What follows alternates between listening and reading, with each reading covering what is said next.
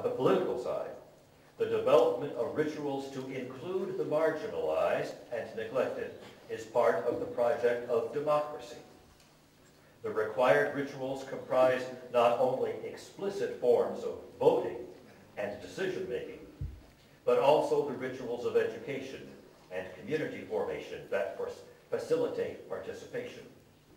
On the economic side, rituals need to be developed that bring all people into the economy, making sure that basic needs are met for widows and orphans, ethnic minorities, the disabled, and others who are likely to be neglected or marginalized.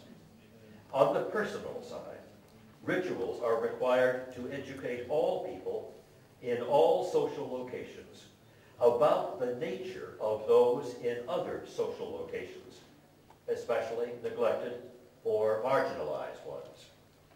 Instead of thinking about world history or our society in terms of narratives, we should learn to think of them in terms of vast, complicated dances of multiple interacting rituals.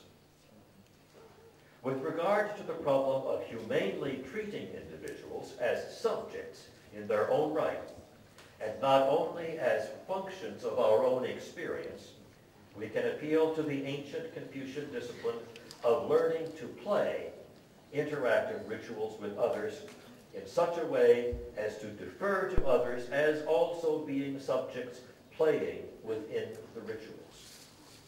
Humane deference is not achieved by a kind of universal acknowledgement that every other person is also a subject, even though that is true. Rather, once one person's subjectivity is mediated through the particularities of body, family, and friends, social structures, social location, and historical position, ethnic identity, personal history, age, and a host of other elements. I defer to another through the particularities of my own life.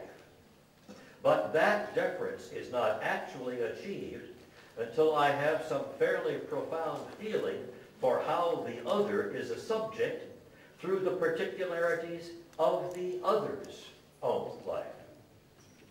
Just as my humane deference to others is expressed through the particularities of my own life, the others cannot be identified as particular subjects until I grasp how they are subjects in their own particularities.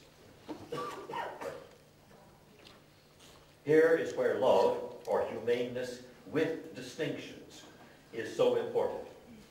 The fundamental meaning of family rituals, for instance, is that each person is allowed to be a particular subject while playing the various roles that define a complex family social location. Because the intimacy of family culture, all the individuals within a family are alike in many respects and can learn to imagine what it is like to be someone else in the family, although I do not want to minimize the difficulty of maturation in this sense. But think how difficult it is to recognize the particular subjectivities of people vastly different from oneself, people of other families, other cultures, other social locations. The social barriers across which it is so hard to express humaneness are precisely those things that make it difficult to perceive or imagine how others inhabit their particular subjectivities. Surely, an imperative deriving from humaneness is for all people to become educated about what it is like to be persons on the other side of social barriers. But education is not enough. We need the rituals so that people across social barriers can actually engage one another. But that also is not enough. We need to learn to play those rituals so that in the very engagement with those others, we can come to recognize and to defer to the others in their particular subjectivities. Humaneness, or love with distinction, gets its character from the specifics of ritual engagement across barriers. We should not think to love all the people the way we should love our family members, Different social locations present different problems for achieving recognition and deference to other people's particular subjectivities.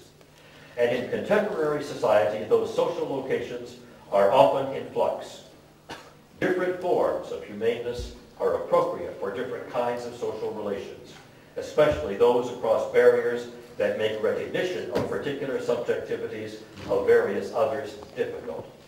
What an extraordinary moral task it is for the social sciences, informed by Confucianism, to investigate the ways rituals prevent the expression of humaneness across social barriers, and to invent better rituals that facilitate genuine humaneness with appropriate distinctions.